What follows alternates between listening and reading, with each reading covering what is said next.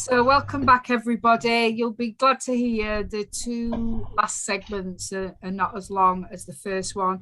The food one was much longer. It's very important and probably high up the priority list. It's not to say warmth and shelter isn't, but I think I'll be able to get through the bullet points on these a lot faster. So if we move on to warmth and heat. So this is if there's no gas, electricity or utilities. We find ourselves in that situation. So it may not be infrastructurally possible in a country like the UK, depending on your accommodation and your type and style and year, that your house was built and all that jazz, to install log burners into our homes. I know mine isn't suitable.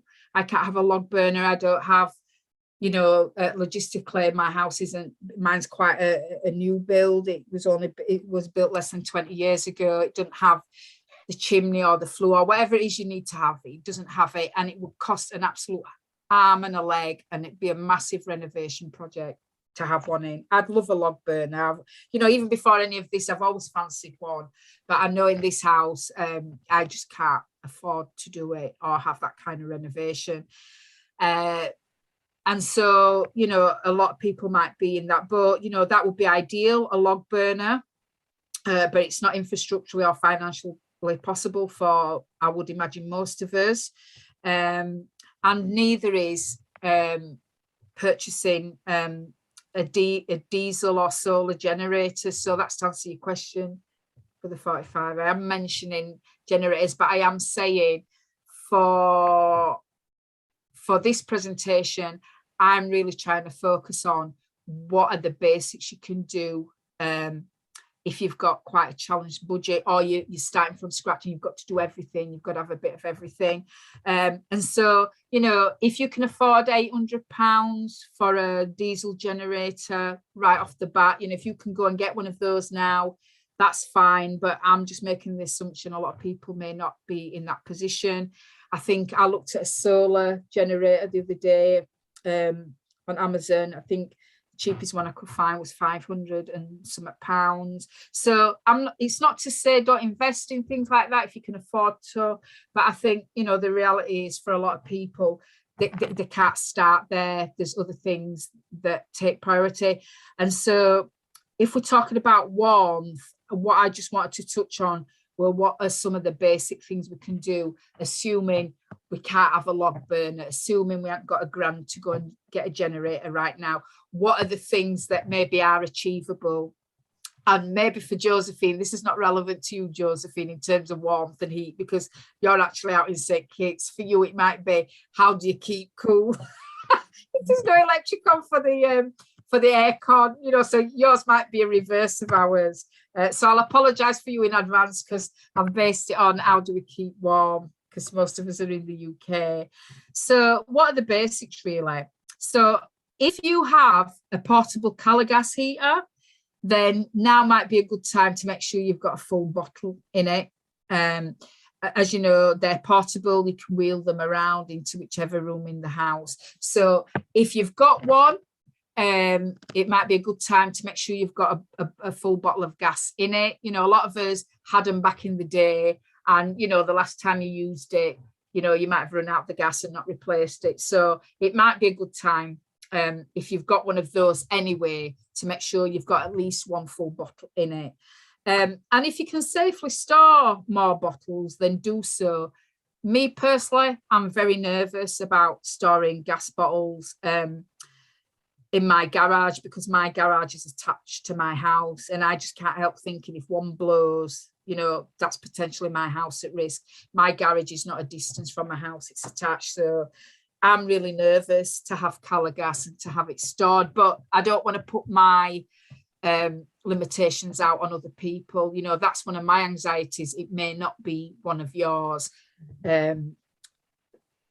I need to think about it a bit more. I don't know how comfortable I am having, the big colour gas bottles in my garage. And again, if you looked at having one of those at the side of paying out for a generator, it's probably 1/10 of the price to invest in a portable colour gas heater. So again, you decide what's comfortable in your budget and what's manageable. But that's just one thing to consider, a portable Cala gas heater. You can get something much smaller than the Cala gas heater that needs quite big bottles. You can get something, I don't know if it's called Mr. Heater or Buddy Heat or something like that. I saw it on a prepper website, and obviously it was American, but I went on to Amazon and I just typed in propane gas heater or something like that, portable gas heater, and it came up. And I think it was about £200, and it was, you know, a small portable one with that handle, and it just had the little propane gas bottle on the side. So, you know, it wasn't about storing big, you know, the big drums of propane gas. So I think it was called Mr. Heater or Buddy Heat, something like that. That's something you could look at. And something myself, and I don't know if Natalie's on tonight, I think she is, something we looked into was something called an ethanol fire, which is a source of heat that comes from a liquid chemical.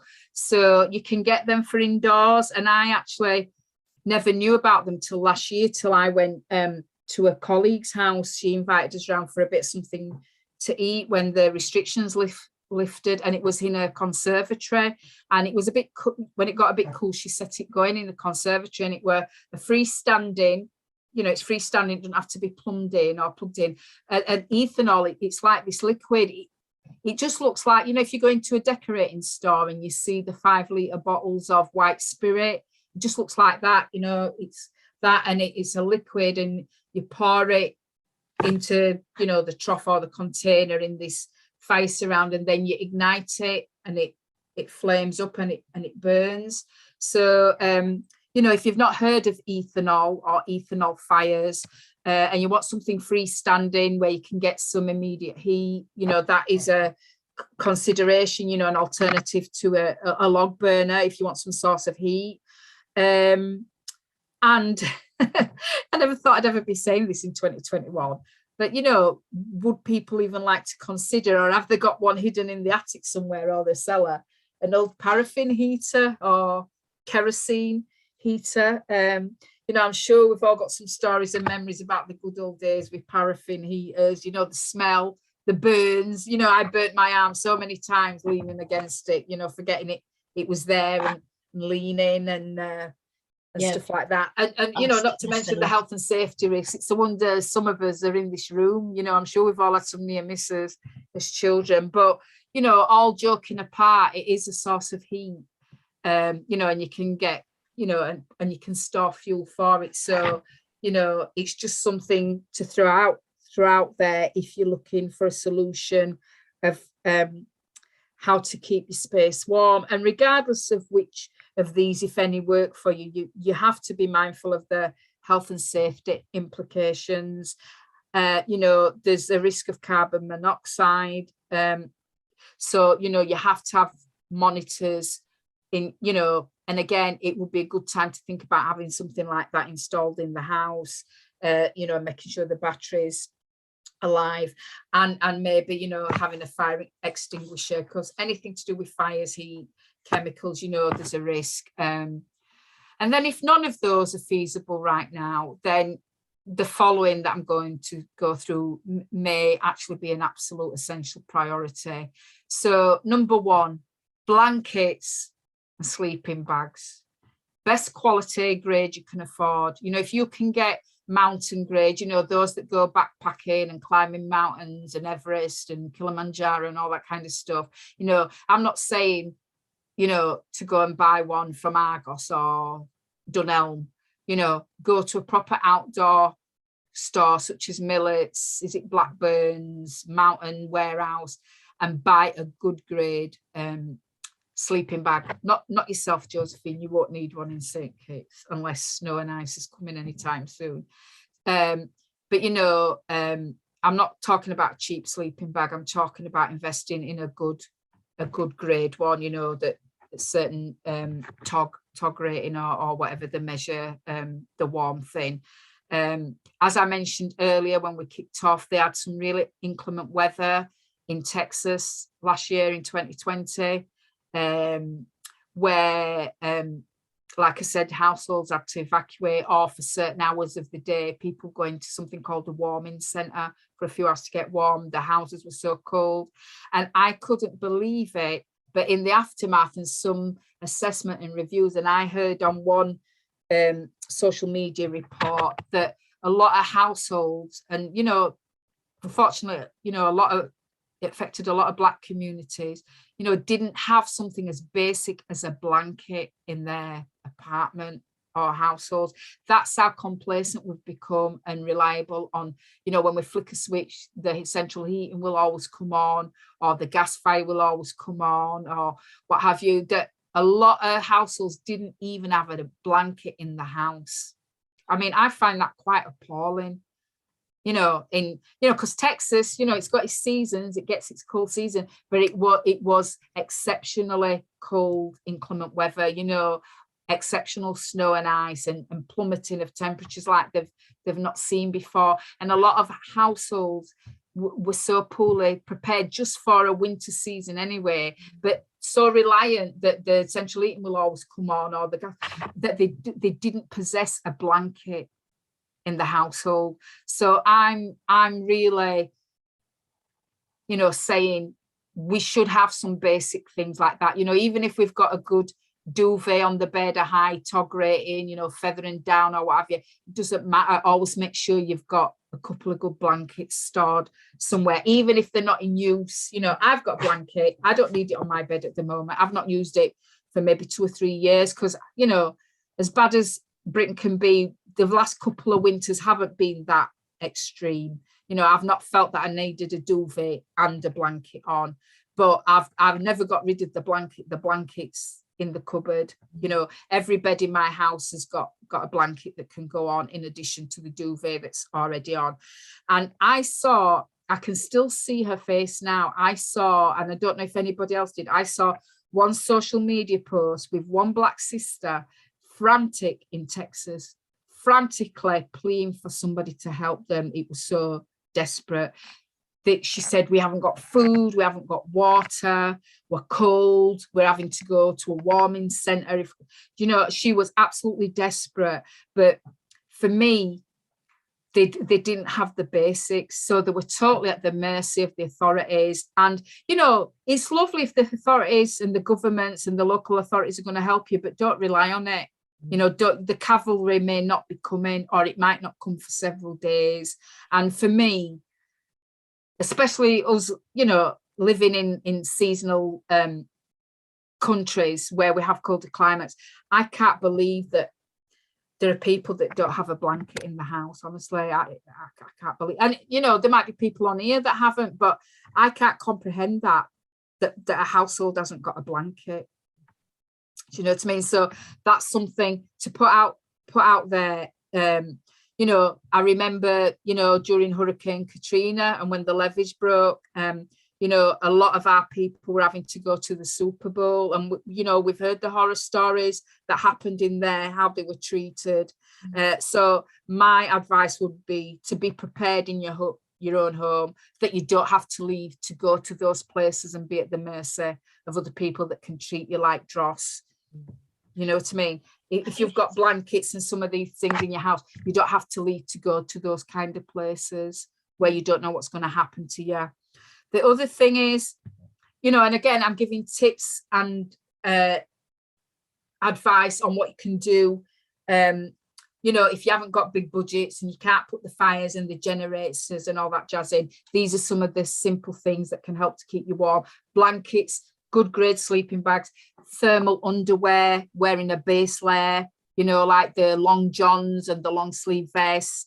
Again, I can't remember what you call the top grade thermal underwear. It's a certain wool. It's the warmest grade wool you can get. I don't know if you can help me, Natalie. I forget what it's called, because I know I ordered some and I had to send it back because I've got very sensitive skin. Oh, thank you, merino wool. You can get thermal underwear, and if you're not sensitive, if your skin's not that sensitive, merino, it's the highest grade wool you can get.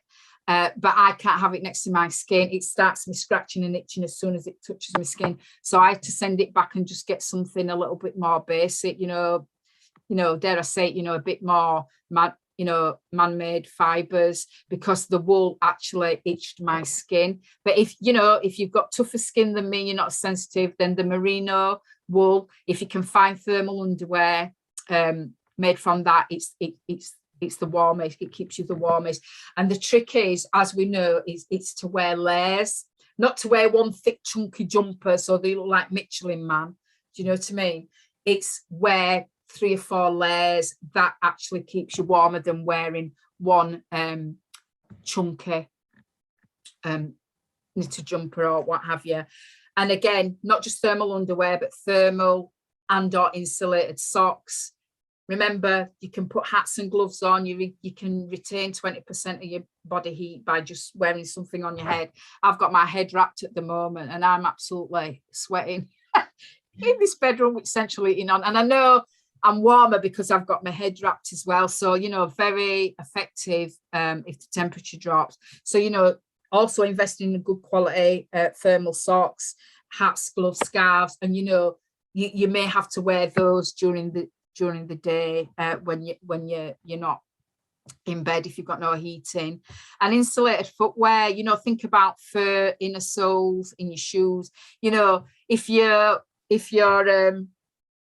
lucky enough to have some Uggs, is it Uggs, the Australian Ugg boots or slippers and stuff like that, they may be a godsend if we've got no heating or warmth, because they are very heavily fur lined and they're like central heating on your feet. So, if you've got some Ugg boots or Ugg slippers, they will come in very handy. If you haven't, it might be worth investing in something that's fur lined, in terms of footwear, so you can keep your feet warm. I don't know what anybody else is like, but if my feet are cold, I can't sleep, I can't function. My feet are very, very sensitive to cold. If I get in bed on a night and my feet are cold, I cannot sleep. I have to have direct heat on them. I would have to get up and fill a water bottle and put, and once they're warm, I can kick it out and go to sleep. But my feet are terrible, terrible. You know what I mean? So I'm really, I'm really sensitive about having warm feet. I think you should be thinking about emigrating, sister. Yeah. I'm working on it, beloved. I'm working on it. I've got my 5-year plan. The other thing is, goose and duck down winter coats. Again, Natalie's on. Myself and Natalie invested in a, I don't know if it was duck down, some kind of down coat anyway. Again, there's varying degrees of warmth. And we were very savvy. We waited for the sales for them to be reduced in March, after the winter period and all the spring stock coming in. And we actually bought them off Mountain Warehouse. We bought a 3/4 khaki jacket that was some kind of down. Don't know if it was duck down. I don't think it was goose down. But anyway, it had been retailing at £140 and it went straight down to £90 as the spring stuff started coming in. So we bagged one, didn't we, Nats? We bagged one each. And I've not had to wear it. I didn't buy it to be wearing now. That's there for if we get a really, really cold winter, because I'm all right with the coats I've got for now. I'm not going to wear it for the sake of it. But again, in an emergency, if you're trying to keep warm and stuff, it might be worth thinking about investing in a good goose down. And I was round at my brother's the other day, and funny enough, he were mentioning they'd gone to Meadowhall or Trafford Centre, and they'd gone into a store. I don't know which store, but he were talking about, is there something called Canadian Goose Down or something? It might be a company, and like Canada gets quite cold winters, doesn't it? But it was I think he was saying it were like 500 and some pound this coat. But what struck a chord with me is obviously it was goose down or something. So they're made to help you in very cold climates. You know what I mean? So I'm not advocating spending £500 on one, but even, Mountain Warehouse, like myself and Natalie did, we managed to find a 3/4 one that had £50 slashed off it immediately as it started going into March and the spring stuff started coming in. And did you get the coats any sizes bigger than yourself, or did you just get them to fit you? Yeah, I think we did. I think I did go for a bit more generous so that you could wear layers under it. Yeah. And there's still, there's a bit of room in it. I didn't want it so that I couldn't wear a couple of layers under it. Yeah, so it might be wise. And again, if you're buying it from somewhere like that, always buy it somewhere if you're buying it online where you can return it and there's no issues returning it, if you need a size smaller or a size bigger or a refund. But again, it just might be things that you've not thought about. And so, just putting it out there really. Now's probably the most expensive time to be buying stuff like that because we're going into a winter season. But I would say if you can afford to buy one and you've not thought about it, we don't know what's coming. So if you can afford to buy one now, I'm not saying wait till next March and see if they come down by 50 quid, because some emergency might hit us before next March. Do you know what I mean? So if you can afford one now, and it's something you've not thought about and you think might be useful for your emergency supplies, then, invest in one. And again, like I said at the beginning, if your beloved's asking you what you want for a festive gift and you say, oh, well, I've seen this duck down coat, it's only 150 quid, or, you know what I mean? Think about, other ways where you could maybe acquire one if you can't afford one yourself. Think about, sorry. It's really good actually, because, a lot of people, especially drivers, don't tend to have a good coat. Good coat. They never think the car's going to break down or they're going to be stranded, do they? That's it. Not at all. It's always good to have a good pair of shoes or boots and a good coat. It's necessary. Yeah. I agree. The other thing, think about, I know some of you might like sexy pajamas and night dresses and satin and silk and all of that jazz. I gave that up 20 years ago. I like proper pair of flannelette pajamas that keep my booty warm. Get what I'm saying? And proper sleeping socks and stuff. But again, think about, if you tend to wear a nice lingerie that don't cover much, it might be a good time to invest in some flannelette pajamas, windseat, whatever you call them, and higher rating tog of duvet cover even, do you know what I mean? Because a lot of us in the UK tend to average around a 10.5 tog rating. Tends to be all right for the temperatures here. And some people even have two. They have a summer one that drops down to a 4.5 tog rating. I just keep the 10.5 all year round. We've got to be really warm for me to be warm, to be honest, to be too warm. But you can go higher than a 10.5 tog rating. I think you can go up to about 13.5, and they tend to be your feather and downs. Again, you pay more for them than your hollow fibres and stuff, but you can go up higher than a 10.5 tog rating, which is the average. And the reason I know all about tog ratings and stuff, because my first job when I left school at 16, I worked in a linen department of a big store, and I learned all about tog ratings and feather and down. And 40 years later, I've retained a little bit. I can still remember little bits of it. So you can get a higher tog rating duvet on your bed. Alinka has said that there's a 15 tog. Wow. I'm a person who I sleep under 2 duvets. Wow. So I think I've got a 10 and I think I might have a 15. Wow. Yeah. And I'm always in a jumper and a hat. I am hypersensitive to cold. Wow. So, have to be snuggled up. Lingerie. What's that? That will never happen. I'll catch cold before I get it off, Yeah. Oh, you're a sister from my own heart. Yeah. You men, plug your ears on this bit. Yeah. But invest in some good pajamas, maybe a higher tog rating duvet. And again, I need to thank my sister on here, on here, Natalie, tonight, because she's been saying that she's invested in, I think I'm right in saying, teddy bedding. It's like that fake furry stuff, and you can buy fitted sheets, over sheets and stuff like that. And, she assures me that it does ramp up the warmth and temperature, sleeping in, I think it's called Teddy. And she's also introduced me something called a snuddy that I'd never heard of. And I don't think she'll mind me saying she's bought me one for my upcoming birthday, because I said, oh, maybe that would be useful. I'd rather have something useful like that. She told me about them and I said, she usually does buy me something really nice for my birthday. She spoils me. And I did say, well, actually, that would be something good for me to have, seeing as, you know, you've brought it to my attention and you've got one, you've tried it out. But apparently a snuddy is like a really oversized hoodie. But it's, again, it's that teddy fur stuff, and it's really massive, so you can wear your pajamas or whatever else underneath it, and then you put that on as a big oversize, and it's got a hood, you know, it's good for lounging on the sofa. And so, you know, imagine you've got no heat in and stuff like that, but you throw that on an evening to try and keep your body temperature and stuff.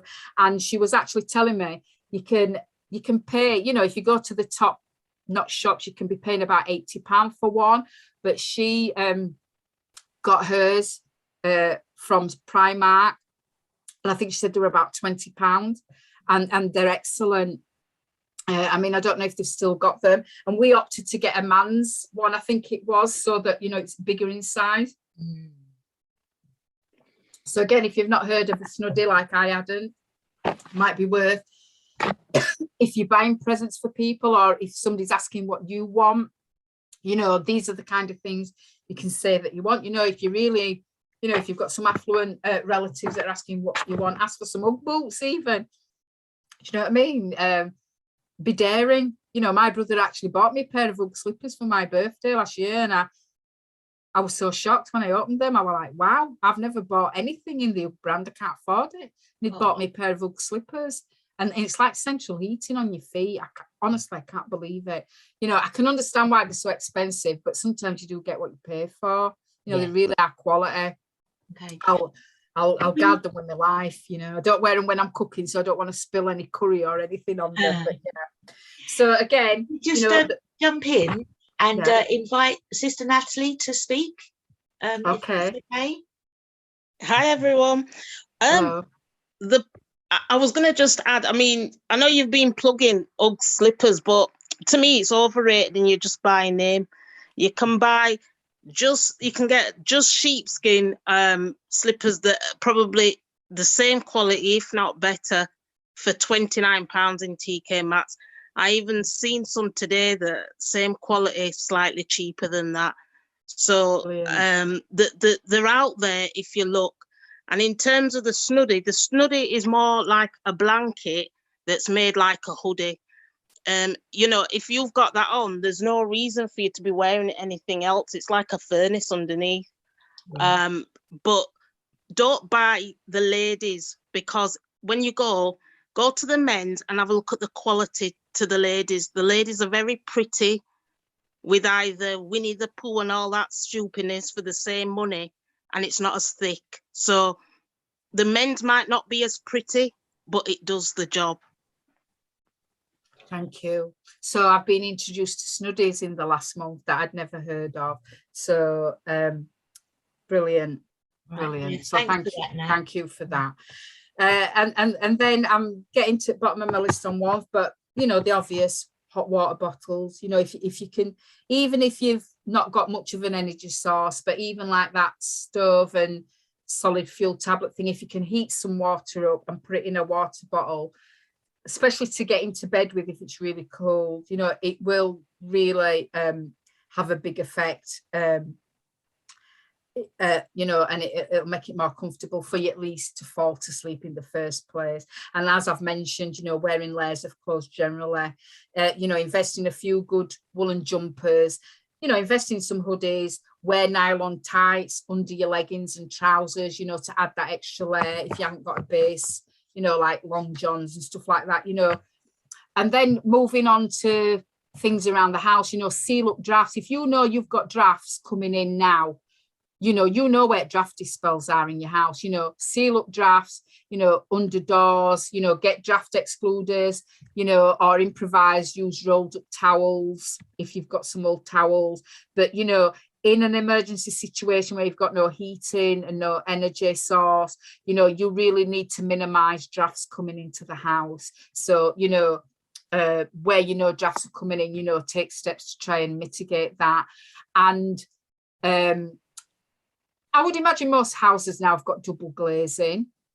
If you've got single glazing, you know, not great. I mean, I'm double glazed, and like I say, I'm in a house that's less than 20 years old, but you'd be amazed how drafty and cold it is. You know, I think it's very poorly insulated. If I don't have the heating on, it's cold.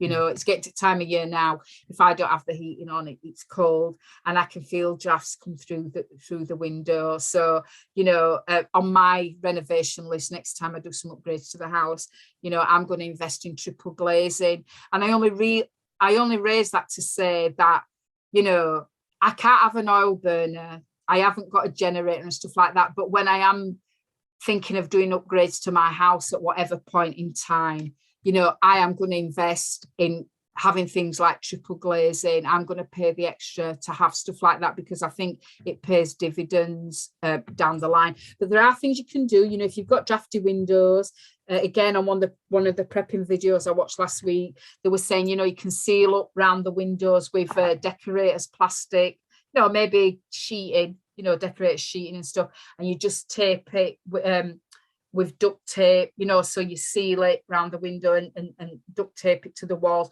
so the drafts are not coming through. You know, and again, you know, if you are thinking of doing improvements to your house anytime soon, you know, and doors and windows are on the list, you know, pay that extra and get triple glazing, you know, invest in wall cavity insulation and things, because, you know, it might be worth it in the long term if those things are on your list anytime soon anyway. And, you know, the best case scenario really for an emergency where all utilities are going off is for it to happen during the spring and summer, but that's not guaranteed at all. And so that's why I think, you know, we need to consider some of these things. Candles can offer some heat on a small scale. You know, if you've got 10 or 12 tea lights all burning at the same time, it will generate a little bit of heat, you know, and it's better than nothing. But on that, it brings me to the point of really the most sensible and efficient thing to do is to congregate in the smallest room in the house.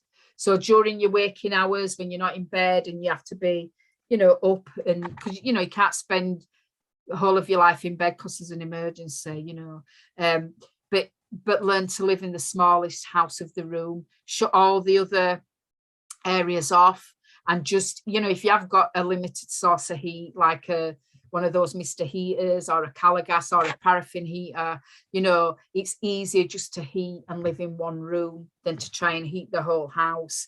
And you want that source of energy that you have got to last as long as possible, especially if you don't know the duration of the emergency situation that you're in. And if your layout is open plan, like so many houses are now, even if they weren't open plan, everybody's bloody making them open plan, knocking down walls and open plan. You know what I mean? You know, whatever rocks your boat, I particularly don't like it. My house is semi-open plan. My stairs are opening to my lounge and stuff. I hate it. I would have never bought the house if I'd have known they were going to build it like that. I had asked for it to be done differently, and the builder didn't do it. And I'd already paid my deposit. House prices have gone up, so I felt I had to, you know. But I would have never bought an open stairs. It just doesn't suit my personality at all. I like rooms that shut off. I like privacy. I don't like noise traveling through the house and stuff. But so again, you know, it's a challenge I'm faced with. It's hard to congregate in a small room downstairs because it's open plan. But I'm very solution focused. I'll keep looking at something and thinking on it, and I just have to find a solution.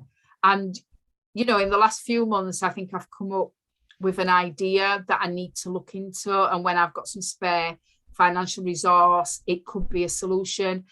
I'm thinking of maybe I could have a curtain track across my ceiling and a heavy velvet or a heavy material curtain that's tied to the side, that's not in use, but should something like this happen, I could unloose that curtain and pull it across, and it shuts off all the open stairs and creates a smaller room. And, you know, it would have to be a thick fabric, you know, that would keep the heat in. But I think I've come up with a solution when I've got some financial resource to do it. I think Sister Olinka wants to say something. Okay. Go on, sister. Sorry for butting in, but no, it's fine. We want people to. Just a video that I watched. Again, it was in America, when they had no heating at all, they had the kids, and what they did was they had a tent in the house. To that, it's next. Yeah, that's sorry, next. we jumped the gun. No, it's fine. I'm coming to that next, but yeah, you can. Yeah, you'll say it. You say it. It's here. Well, they had the kids in there, and they were content and they were warm the whole night. Yeah. So I think if push come to shove, and because let's be realistic, in the future we don't know. They're already hinting that we're going to have fuel issues. We don't know how long it's going to be going, if it's going to be prolonged, and if we're going to have to be really cautious with the resources that we have got, that we use it in the most extreme circumstances. So if we can get away with using a tent indoors, if you've got the space, that actually makes sense. Anyway, that's it for me. No, that's fine. Thank you. That comes in nicely. So I would say, I was about to say, concrete in the smallest space, shut off areas if you can. And the next thing was, if you've got a small tent, and especially at night for sleeping, if you go in the tent, especially if you've got if it's 2 or 3 person tent, then obviously you're generating that body heat, and it's a small space, and you'll stay warmer in a tent set up inside your house rather than in a room per se. So they're just all tips and strategies, really. And it doesn't have to be a big expensive proper camping outdoor tent. Just one of those festival tents that pop up that you see that take to Glastonbury. You can buy them for 20 quid. It's you go down to Home Bargains and places like that, they have a festival section when it's come to that time of year. You can buy a 1-person pop-up tent or 2-person for 20-30 pounds. And even at Mountain Warehouse, when they have the sales on, a lot of times they slash them by 50%. Again, coming into winter, once you pass the summer, that's when you'll get the best prices on stuff. Can I say something that might be a bit naive of me, but when I envision a tent, I can just see what the things that hold it up. You could knock it into the ground up here. So how do you put it in the house? What do you buy a festival? You buy one of them pop-up ones that are not staked into the ground. They just, they don't inflate, but you just open them up and they've got like a sturdy wire frame. Like if you just go into Glastonbury and stuff like that. Yeah. So you buy one of them. Obviously, you can't stake them in your house. How they put them up. But a lot of why they stake them down is because you're outside in inclement weather where you might have wind and rain, to hold them down. So you might still be able to put a tent up because it's still got the frames and stuff. But the reason you peg them down is so they don't blow away and stuff. And that's not going to happen in the house. So you may not have to do that step anyway. But I would just buy the festival tent. Yeah. All right. They just pop up. Yeah. Well, I might invest in one of them. I never thought of that. Yeah. And then just as a side note, I recently invested at the beginning of the year. I just realised that if I ever had boiler trouble and my central heating wasn't working, I know I've got a gas fire, but like that's not going to help in the rest of the house or the bedroom. So I invested in 2 of those plug-in oil-filled radiators, just so that I've got a backup if my central heating doesn't work because there's a boiler malfunction. Not necessarily because we've got no utility, but you can all have a boiler breakdown. And the thing is, it might take 3 to 5 days to an engineer to be able, you might have home cover, you might have this, you might have that. But if there's lots of people that have got an issue, you might have to wait 3 to 5 days. So again, it's just thinking, can you cope for 5 days with no heating in your house if it's a boiler malfunction? So, I just thought I had a bit of extra money beginning at year one month when I paid all my bills, and I saw them in the range, and I just bought 2, and I just thought, and I've used them twice. I've had a problem with my boiler twice this year where my heating hasn't worked, and I've been able to plug them in, and at least it airs and it takes the cold chill off the house. So I was glad I'd invested in them. Obviously they plug in and they need electricity, so they're no good if you've got no utility.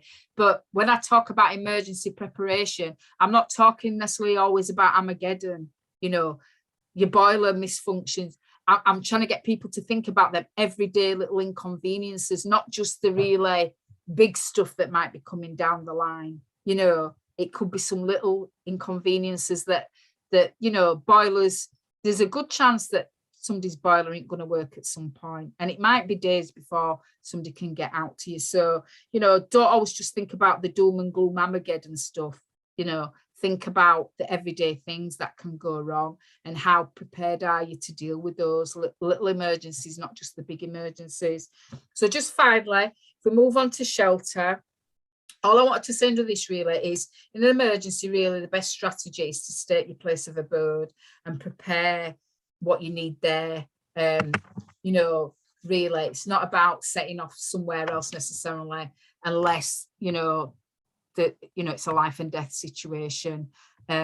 If it becomes untenable for whatever reason, you know, it's about thinking about, if you had to evacuate or leave, where is there somebody else that you can go and stay with in the short term? Have you had those conversations, or have you got a network? You know, because one thing about emergency situation, it's there has to be like a community, whether it's a like-minded community or what have you. You know, we all have to be prepared to help each other a little bit. And, you know, if you have to evacuate where you are, it might affect you, but it might not affect a friend or a relative's household. And it's, you know, have you thought about, you know, who have you got a good relationship that if something like that would happen, you could go and, you know, stake out there for a couple of days or what have you. Sorry, it's saying my battery's low. I'll just plug my laptop in.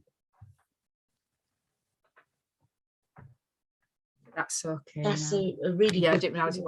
Yeah, so, you know, thinking about if you had to evacuate where you were, you know, chemical spill, some fire, some kicking off, you know, you need to be thinking about who would you go and stay with, who would you feel comfortable with, and who'd be happy to have you, really.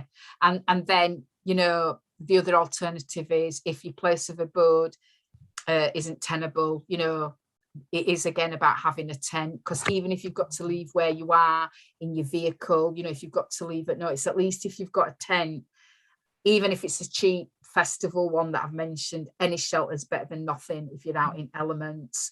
And what I would say on a lighter note is, if you've ever wanted a camper van, now might be a good time to invest in that dream.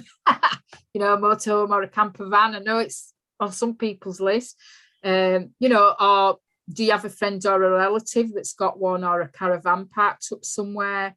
Even without utilities, if you're in a desperate situation, it offers shelter from the elements. So these are other things that you could think about. And in the final analysis, even a car and a vehicle can offer some shelter in an emergency situation if you have to leave the home, or someone's garage or shed in a dire situation.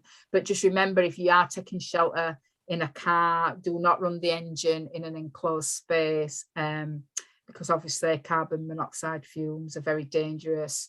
And finally, on shelter, and this is, you know, a bit of a bigger plan, but think about a group of you that live near enough together, that are like-minded, that are thinking about future proofing against some of this stuff that might be coming.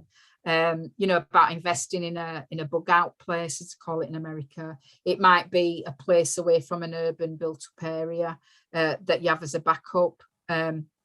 You know, somewhere more semi-rural or a bit more away from built up areas that you've all invested in. And so should some crap hit the fan and you have to leave, you know, your whole geographical area, that you've already got somewhere set up. You know, it could be a caravan somewhere or a couple of caravans. It could be whatever, but, you know, it could be that it's just a destination that you all head to with your tents and your emergency supplies.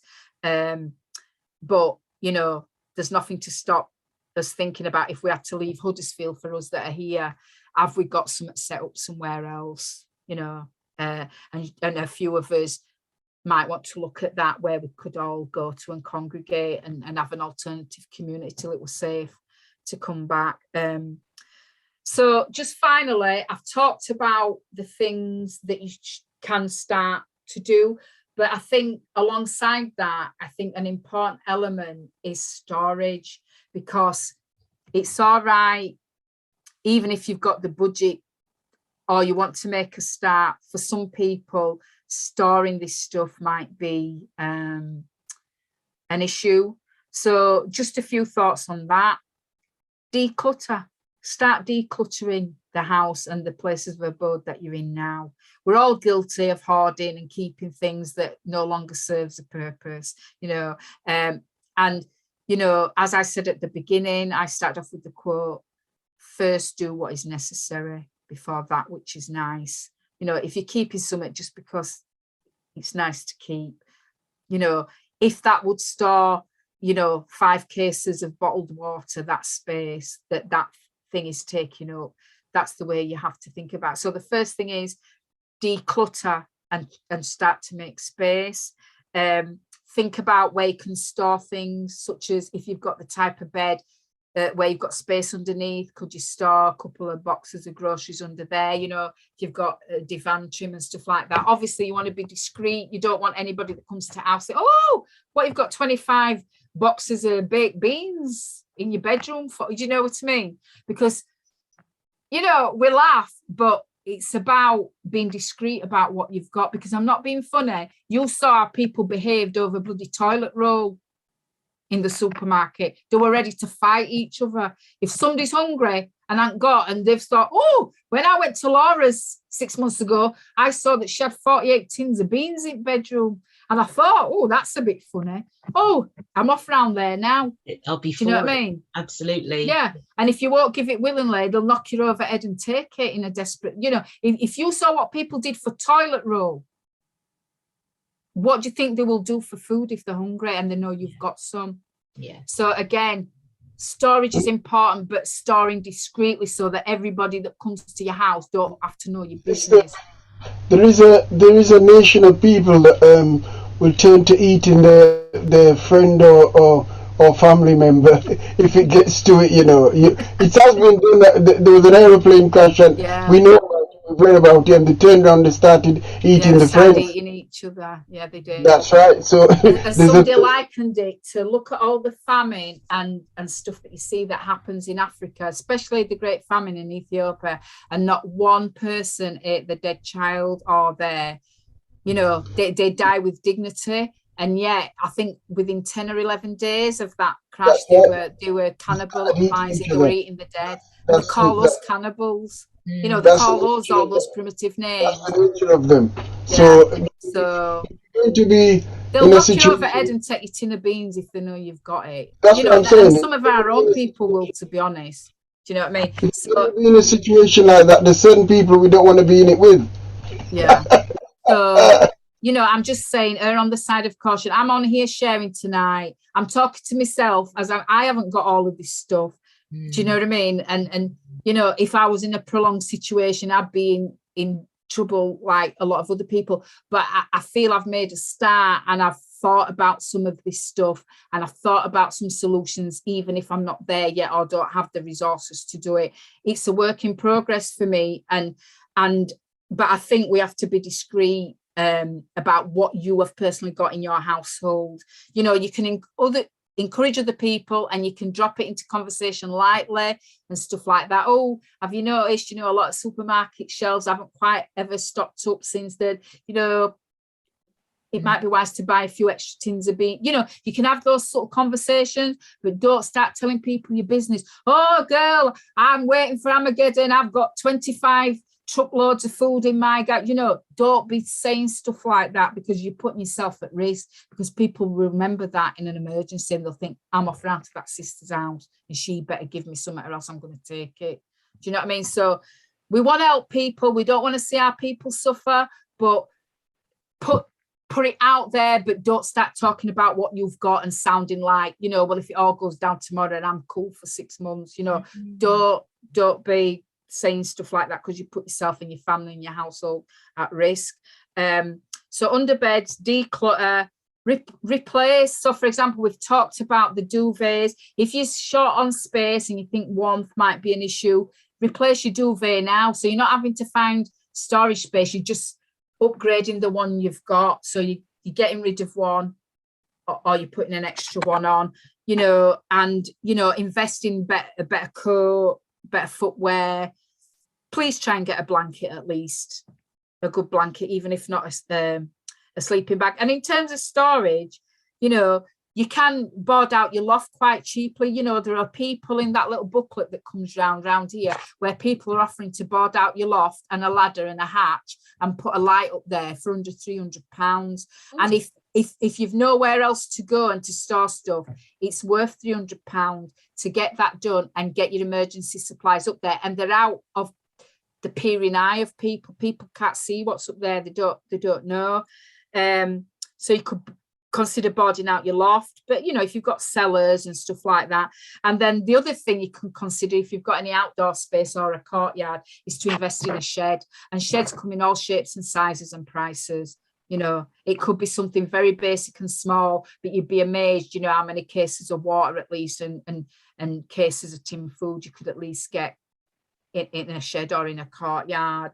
So, ladies and gentlemen, that's my last bullet point. That's all that came out my head this morning. I actually sat for 3 hours solid. I started with a blank piece of paper. I got up at 7:30. I started at 8:20, and when I looked up, it was 11:30. So I'd done 3 hours solid of just emptying my head. And so I've shared what was in my head with you. This is a brand new crib. I didn't come with what I prepared last time because things are moving on, situations changes. You know, I have new research and ideas that I've looked. So I come to every session new with a blank sheet, what I think is appropriate for that moment and that time. So I just really pray it's been useful. I've been nervous all day. I don't like being on camera. I don't like public speaking and stuff. I do get nervous. I do worry about how it comes across and whether it's relevant and useful, but I don't know what's coming down the line. And so I just felt that, you know, and Laura asked me if I'd come on again, and you know, I try and be a servant and think about how I can be of service. And you know, this kind of stuff just comes natural to me. I've just got a natural interest in it. I've always been a contingency planner, and if it helps save a life or makes things a bit more comfortable and it makes people think about things that they haven't thought about, that's all I ask, really. Thank you very much, sister. It's been wonderful. Oh, thank you. You know, I think every community needs a Sister Louise, you know. Because you know, in every community you've got to have somebody who, you know, someone who's good at this, someone who's good at that. We need somebody who is able to plan in advance and just have, you know, we look for guidance and sometimes we don't realize how lazy we are, you know. So we really do value and appreciate you so much, Sister Louise. We do, sister, we do. Oh, thank you.